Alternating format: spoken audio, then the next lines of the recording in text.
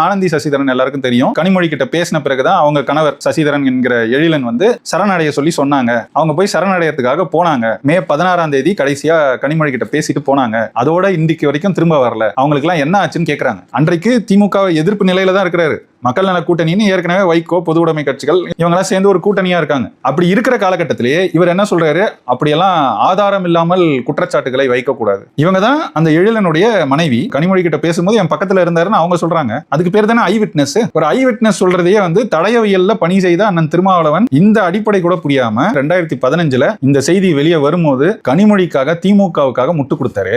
அதையும் தாண்டி ஒண்ணு பேசினார். அங்கு ஈழத்தில் இயக்கம் அழிந்ததற்கு மிக முக்கியமான முதல் காரணம் சாதி அப்படின்னு பேசுறாரு. அங்க யாரு சாதி பார்த்தாங்க? முன்னாடி இருந்திருக்கலாம். ஆனா இயக்கம் தலையெடுத்த பிறகு அங்க எவனுமே பார்க்க முடியாது. பச்சை மட்டைன்னு பேசுறோமே, அந்த பச்சை மட்டையே வந்து அதுக்கு பேர் போனதுதான். யாராவது சாதி ரீதியா அங்க யாரையாவது பேசிட்டா பச்சை மட்டையிலே வச்சு உரிப்பாங்க. போராட்டம் அழிந்ததுக்கே காரணம் சாதி அப்படின்னு சொல்றதுல ஒரு மிக கொடூரமான ஒரு அரசியல் இருக்கு. தமிழ்நாட்டில தான் அந்த அரசியலை செய்யறாருன்னு ஒரு மேல குற்றச்சாட்டு வச்சா ஈழத்திலயும் அந்த அரசியலை செஞ்சுட்டாரு.